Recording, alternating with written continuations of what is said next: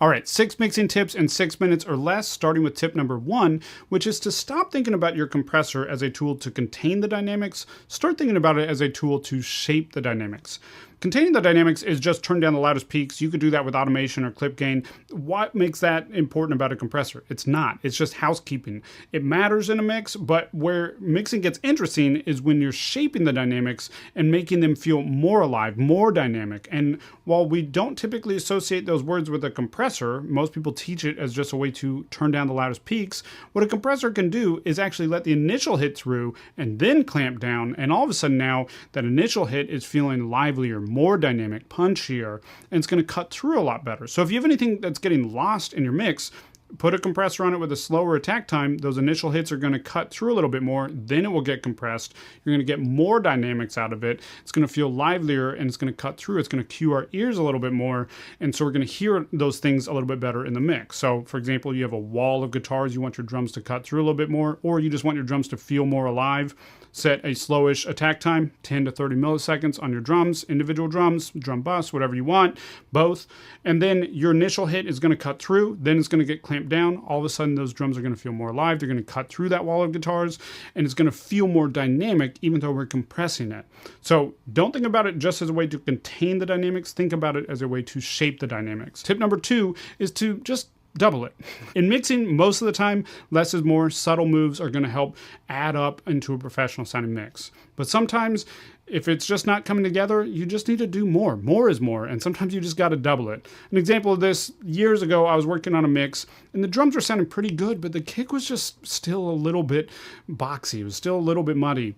And I was duplicating my EQ, but before I started actually tweaking it and heard it with just the 2 EQs doing the exact same thing twice, I thought immediately, oh my God, that's exactly the kick sound I was going for. Turns out instead of doing a 5 decibel cut at 500 hertz, I needed to do a 10 decibel cut at 500 hertz.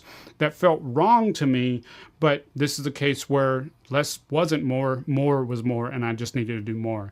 Most of the time in mixing, you want to be subtle, but sometimes you need to do these bigger moves, and if you don't, then your mixes are always going to fall flat. So sometimes you just got to double it, or at least do more. More is more. Okay, tip number 3 is when it comes to effects, reverb and delay, start with small spaces, and then if your song calls for longer spaces, build those out on specific sources.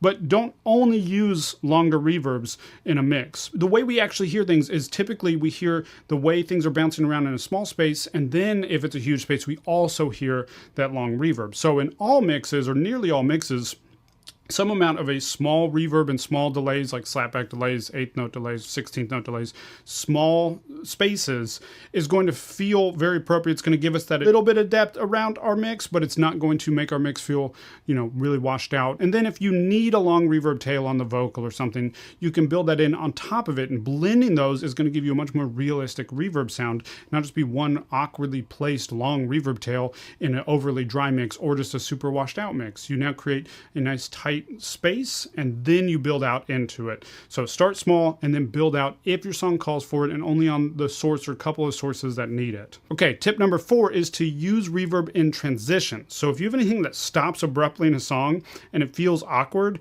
and you don't know, you've been automating it, you've been trying to figure out how to get it to not sound so obvious and awkward, try a little bit of reverb. It can be a short reverb where it just adds a little bit of a tail that just makes it not an awkward transition, or it could be a long reverb that kind of has it swelling into the next section.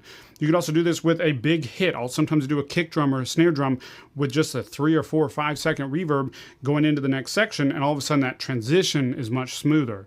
So use reverbs as a way to smooth transitions. Tip number 5 is listen to your mix as quiet as you possibly can get it to identify volume imbalances. So, for example, just turn down your volume on your headphones or your speakers, wherever you're listening to your mix, as quiet as you can possibly still hear it, and you should hear all the key elements. So when it's as quiet as it can go, where you can still hear it at all, you should be hearing your kick, your snare, your vocal, your lead guitar, whatever your key elements are in your song. And if the only thing you hear is one of those, if you only hear your snare, then you know that there's some things off in your mix. If you only hear the lead vocal, then maybe you need to bring that lead vocal down just a little bit. Or if you only hear your kick and your snare and you're not hearing your lead vocal, maybe you need to bring your lead vocal up a little bit. It's amazing what just bringing the whole mix down uncovers for us. It kind of gets us past the fatigue of mixing where our ears are a little bit dead to it, just turning it way down is going to give you a different perspective that's invaluable. Final tip, tip number 6, is don't tweak during the mix. Tweak during mix revisions. Otherwise, you're likely going to overdo things. So for example, you're working on a mix and you're trying to get that kick drum to sound right? And no matter what you do, you can't get it to sound right. So you keep trying things. You're doing so much. You're doing 10, 20 different things. You're spending an hour on just the kick sound or just the snare sound. I've done that many times. When in reality, if I'd gone through the whole process, I would have uncovered, as I did high-pass filters on other things, that all of a sudden now I have more low-end back in my kick drum. And all of a sudden, when I cut out a little bit of the high-end on the electric guitars, I now hear a little bit more of that click from that kick drum, and it's cutting through the mix a little bit better. And so as opposed to spending forever tweaking one variable during the mixing process, go through all the things that you expect to do in the mix, the standard mixing process. I go through a regimented 6-step process that I'll share with you in a minute. If you just go through that process all the way, then you can accurately look back and see if anything is still a problem. But a lot of times what happens is these later steps are going to fix or resolve those earlier problems that you were spending forever trying to tweak. Whereas if you tweak them forever and then you resolve these other issues, now you've created a new problem over here because you overdid it. So go through the entire mixing process, then use mix revisions to tweak it, because now you can actually accurately assess what's going on in the mix and what still needs to be tweaked where you want to spend your time. So go through a mixing process, and if you don't have a good mixing process, if you're struggling to get a mix that you're happy with, I want to give you something. I put together a completely free 6-step checklist that just goes through the 6 steps that all professional mixes have and how to do them wherever it is you're making music for free. So be sure to pick it up. It's really going to help you out. If this video was helpful, be sure to like, comment, subscribe, and I'll see you next week with another video. One thing at a time.